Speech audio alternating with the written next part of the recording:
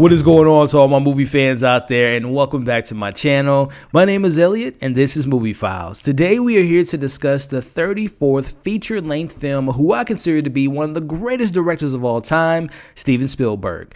Now, this new coming-of-age drama story is loosely based on Spielberg's adolescence and his first year as being a director, and this film goes by the name of Fabelmans. Now, I had the opportunity to see this film in theaters the other night, and I was very excited to check it out for various different reasons, but there's been some buzzwords thrown out about this film. Number one, is it one of the best films this year? Will it be nominated for Best Picture come Oscar season? Will Steven get another Best Director nomination? We'll be discussing that and so much more in today's spoiler-free review. But before we get into it, if you all haven't already, consider subscribing to the channel and hitting that notification bell. That way you can stay up to date with all my latest movie reviews. Also, give your boy a follow on Instagram, TikTok, and Twitter. All those links can be found in the description of this very video. Which, speaking of this video, if you all enjoyed my spoiler-free review, make sure you're hitting that thumbs up button. Make sure you hit that share button. Share this review to anyone and everyone you know that might be interested in seeing this film. But I'm also very interested in knowing your thoughts on this film in the comment section. Let's talk pros. Let's talk cons. Direction, story, performances. And if you're someone that follows the Oscars, what nominations, if any, do you see this film getting? Let's talk Best Picture, Best Direction, Screenplay, performances, any productional awards. Let's have those conversations in the comments below. So let's start off with my positives, and I want to talk a little bit about how this story came to be and a little bit about the story that I really enjoyed. Now, for you all that do not know, this was a project that's been in the works for a very long time, dating all the way back to the 90s, in which Steven had some reservations, understandably so. This is a very personal story. This is loosely based on his life, but also he didn't want to hurt his family, and particularly his parents, because this story does dive into how they end up getting a divorce. So you can understand where the reservations come from. But as time goes by, and as Steven has gotten older in age and has, like I said, this is his 34th film, he's wanting to do more passion projects. And we saw that last year with West Side Story. And in developing that story and finishing that, and also during the pandemic, he sat down and decided, you know what, let me go ahead and make this film because it means something to me. And when I talk about meaning something, you see that throughout this narrative. Him and his co-writer, Tony Kushner, you can tell is filled with heart and love. It's about filmmaking. It's about being an artist and what it means to a person to have their family and how having their support is so important. And to me, it does a great job of showcasing making your dreams a reality and showing you both sides of what it looks like to potentially fulfilling that dream, but also on the other side for a person that doesn't accomplish their goals or accomplish their dreams. I thought the film did such a great job of displaying that narrative. And just, again, I'm a Steven Spielberg fan, my favorite director of all time. He's made my favorite movies of all time, one being Jurassic Park. And we're going to talk a little bit about the filmmaking of this movie in regards to our main character, Sammy. But I just love seeing someone putting their story out there and also having the passion to express some of the more dramatic moments of their life. So I really appreciate the narrative and the story that we got here. But also from a productional standpoint, this film is absolutely gorgeous to look at. The movie is so incredibly well made, from the amazing score from one of the best composers of all time in John Williams. So from a technical aspect, this film will definitely get some love in those departments. But again, going back to John Williams, this is a much different score than what we might be used to with John Williams. Indiana Jones, Jurassic Park, you know, all those different franchises, Star Wars. This definitely has, this harkens back to kind of that E.T. vibe where when you feel his score, it just kind of, it makes you feel good inside is the word that kind of comes to mind. But speaking of feeling good inside, man, the performances that these actors give us this film is nothing short of spectacular. I really feel like everyone in this cast stepped their game up just for the simple fact that they knew they were working with one of the greatest directors of all time, but also knowing that this was a passion project. You can tell that all, and I've seen some of the behind the scenes of this film being made, and hearing the different interviews from the cast, you can tell that not only did they want to do right by the characters, but they also were working with one of the greatest directors. So they They just inherently just want to be like, yo, this is a once-in-a-lifetime opportunity, and I thought that everyone that stepped on screen gave a great performance. But there are definitely some standouts, and there's some different characters that I want to kind of bring up, and in particularly the Fabelman family. I really enjoyed their dynamics. I enjoyed everyone from his grandmothers, the sisters that were involved, and a mysterious uncle. I'll just say that. I thought the family dynamic, it was just so relatable and just so great seeing that family element be brought into the script. I thought that was a highlight. Also want to bring up Seth Rogen as Uncle Benny, who continues to show me that when it comes to being more dramatic and having these roles being less silly and more rooted in reality, he does a great job. There's some characters that take place a little bit later in the film, and particularly when we focus on Sammy's high school years. And there's a particular character by the name of Monica who plays Sammy's girlfriend, and I thought she was hilarious. She's very religious, and she has this type of obsession with Sammy that I found to be very funny. But transitioning into our main cast, which just gives stellar performances, starting off with Paul Dano, who is Bert, who is Sammy's father, who's an engineer. He's a loving father, a loving husband, who believes art more is a hobby than an actual career, and he has this very loving presence to him. He's very supportive in a lot of different ways. He has a lot of great things about him, but he's also flawed because, like I had mentioned in kind of my breakdown there, he's someone that considers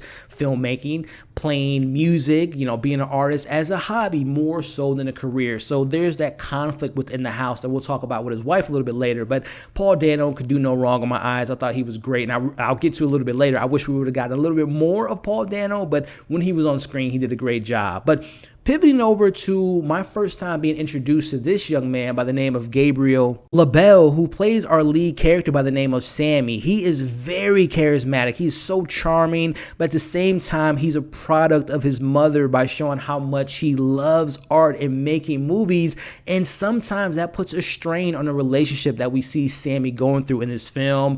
I really enjoyed following him through being a little kid to him going through high school, going through his journey, and particularly the family elements and the drama that comes with him and his sisters, him and his family. That stuff was fantastic.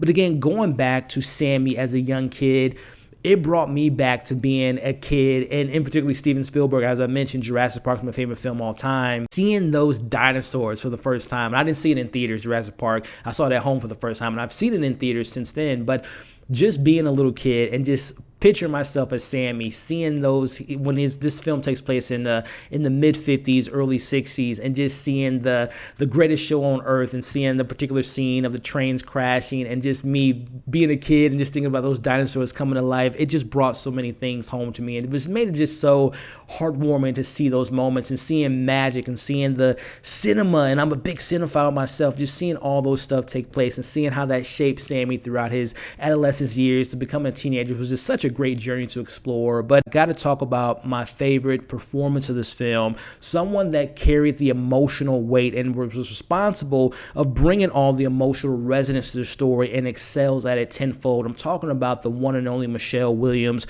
who plays his mother in this film. She is an artist herself. She's the fun one of the family. She's one of those moms that literally in this film chases a tornado with her kids in the back seat.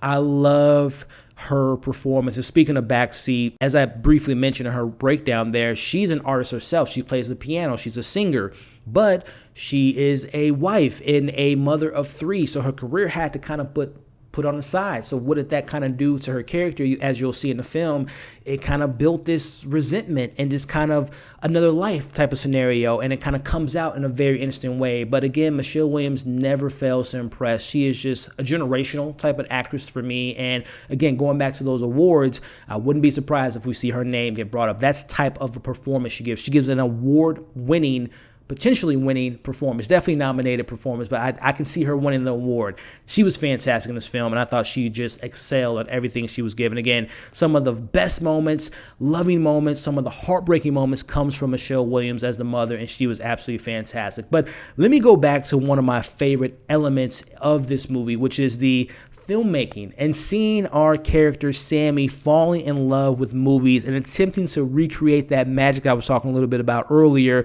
and seeing his first film on the big screen and what that did to him. And seeing him shooting his own short films and editing and him capturing some of the best moments of him in his life with his family was just so great to see. And again, I'm a sucker for movie making, especially when it's like a period piece like this. In mid-50s, early 60s, they couldn't just press a button to edit something or press a button to cut something. When it comes to watching dailies, you're watching those reels, you're actually cutting the film itself. All those movie making elements was just so fantastic to see, and just made me, as someone that went to school for film and video and has a passion for movie making, some of my favorite elements come from that aspect. And also, I mentioned the relatability factor. Just seeing that family dynamic was something that stood out to me. And that feeling when I'm watching this film after walking out, I just had this sense of relatability. And I really enjoyed them highlighting what it was like to be a Jewish person during that time.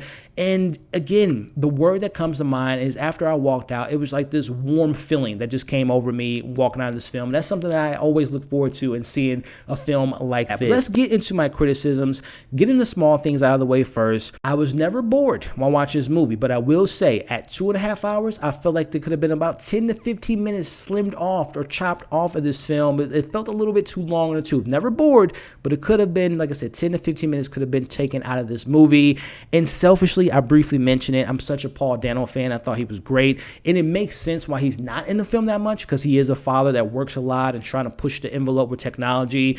But I just wish we could have spent a little bit more time with Paul Dano, because he's just so great in the film. And I just wanted more of him, just selfishly. It's not really a criticism, because he's great in the film. I just wanted more of that particular actor in the role. Also, a criticism of mine is I'll say that the film has different tones that it plays with, and it can be a bit jarring when you're switching from being serious and dramatic to transition to more comedy beats and almost sitcom vibes, which also ties into the story, shifting from different kind of conversations from science and art and bullying and parents being divorced. So it's not that it doesn't handle those themes or those different tones well. It's just that it was jarring seeing us switching from this to that, because at first I'm thinking, okay, this is a film about family, about filmmaking, but then it shifts into these other elements that, again, weren't handled badly. It's just that I think it plays better on a rewatch when you kind of know what to expect and to go in this movie. But last thing I want to mention as far as my criticisms, I love seeing the filmmaking of Sammy falling in love with making movies.